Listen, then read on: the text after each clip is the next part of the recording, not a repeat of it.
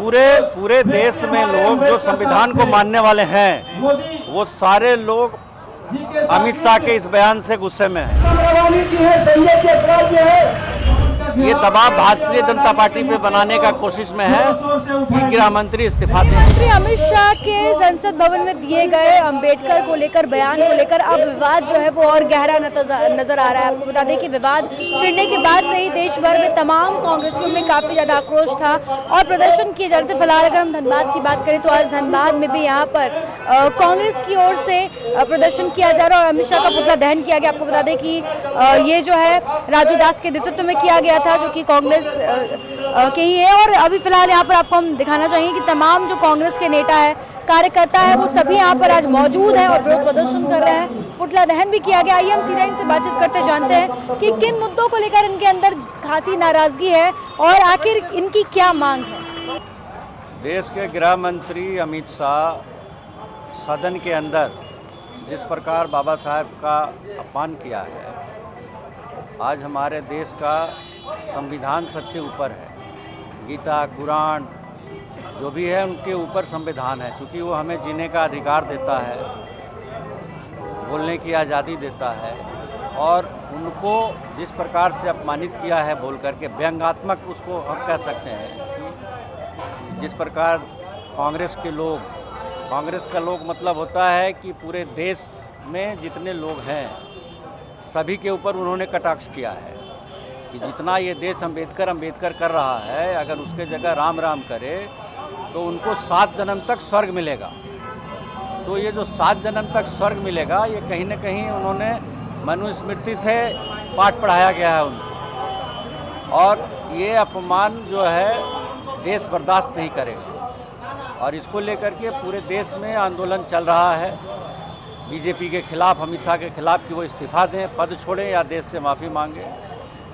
इससे ध्यान भटकाने के लिए आज संसद में एक ड्रामा हुआ है और उसमें बीजेपी के 2 सांसद,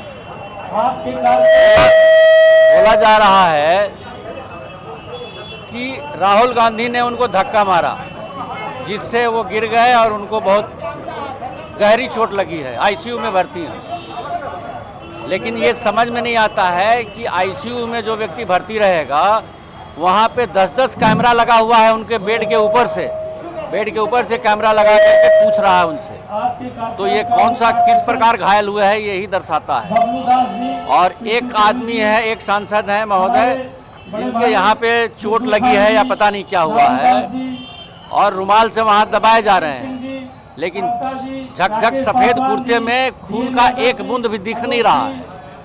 तो ये जो ड्रामा रचा जा रहा है सिर्फ इसीलिए कि राहुल गांधी को बदनाम करें और जो मुद्दा है अंबेडकर के खिलाफ, गृह मंत्री के खिलाफ, उससे लोगों का ध्यान, देश का ध्यान भटकाएं। आज का सारे टीवी चैनल, जितने राष्ट्रीय चैनल हैं, सारे चैनलों में सिर्फ एक ही खबर है कि राहुल गांधी ने धक्का दिया, ये सीरियस इंजर्ड है, आईसीयू में भर्ती है।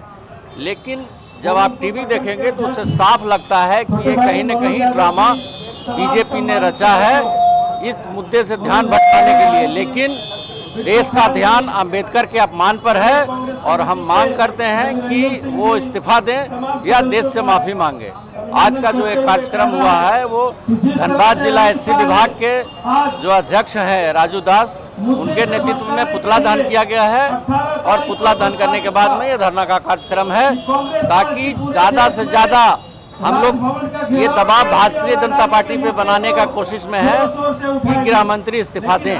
पूरे देश में लोग जो संविधान को मानने वाले हैं वो सारे लोग अमित शाह के इस बयान से गुस्से में हैं और संसद से लेकर के सड़क तक कांग्रेस के साथ पूरे विपक्षी दल इंडिया ब्लॉक मिलकर के इस लड़ाई को लड़ रही है और हम तब तक लड़ेंगे जब तक कि वो माफी नहीं मांगते, अमित शाह या इस्तीफा नहीं देते। देश के संसद में देश के गृह मंत्री अमित शाह जी ने जो अम्बेडकर साहब के के संबंध में अशोभनीय टिप्पणी किया है, उससे पूरा देश में उबाल है, आक्रोश है, आम जनता में, दलित समाज में और अब पूरा देशवासियों में बहुत भारी आक्रोश है। ये देश जिसके बनाए संविधान के बदौलत चल रहा है। आज गृह मंत्री जी कहते हैं कि अम्बेडकर जी से ज़्यादा नाम भगवान का लेने पर स्वर्ग मिल जाता है। ये बहुत ही दुर्भाग्यपूर्ण बात है।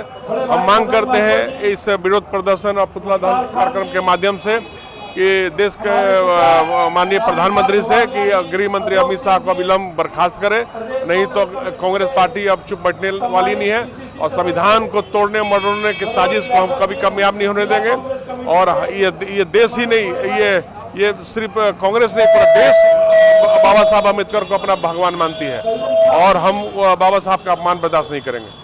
आज आपके नेतृत्व में यहाँ पर पुतला दहन किया गया और विरोध प्रदर्शन किया जा रहा है अमित शाह के विरोध में, क्या लग रहा है कितना असर देखने को मिलेगा और क्या मुद्दा है बेसिकली? देखिए, भारत के संविधान रचयिता डॉक्टर भीमराव अम्बेडकर के बारे में राज्यसभा में जिस तरह भारत के गृह मंत्री अमित शाह ने अपमानित शब्द का प्रयोग किया, उसने बोला जिस तरह से कांग्रेस अंबेडकर अंबेडकर अंबेडकर करते हैं, उतने बार अगर राम का नाम लेता है तो उनको स्वर्ग का रास्ता मिलता है। लेकिन हम लोग बताना चाहते हैं कि हम लोग को स्वर्ग नहीं चाहिए, हमें भारत का संविधान ही चाहिए, क्योंकि हमारा बाप भी अंबेडकर है, हमारा माँ भी अंबेडकर है और हमारा भाग्य विधाता भी है और हमारे लिए ईश्वर भी अंबेडकर है। इसलिए अंबेडकर से बढ़कर दलित समाज,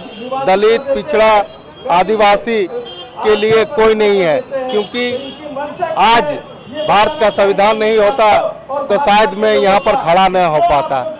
जिस तरह से भारत का संविधान पर बार बार आरएसएस के लोग, बीजेपी वाला लोग जिस तरह से प्रहार कर रहे हैं, देश के लिए चिंताजनक की बात है। और मैं भारत के प्रधानमंत्री से आग्रह करता हूं कि देश के गृह मंत्री अमित शाह जी को तत्काल पद से बर्खास्त किया जाए। तो बिल्कुल आपने सुना, हमने इन लोगों से बातचीत की, इन लोगों ने बताया कि अमित शाह ने जो संसद भवन के अंदर ये बयान दिया था कि जितना कांग्रेसी दिन भर अंबेडकर अंबेडकर करते रहते हैं, अगर शायद राम राम करते तो कुछ पुण्य हो जाता।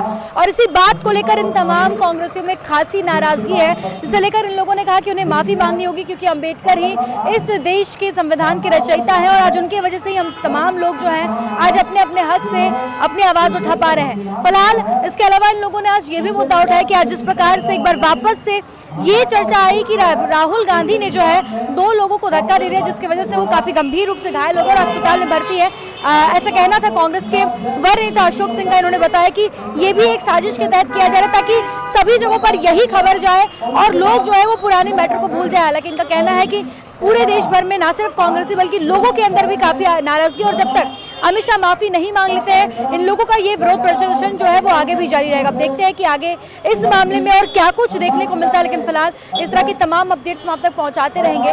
अपने सहयोगी संतोष के साथ Shambhavi Singh, the news post, Dhanbad.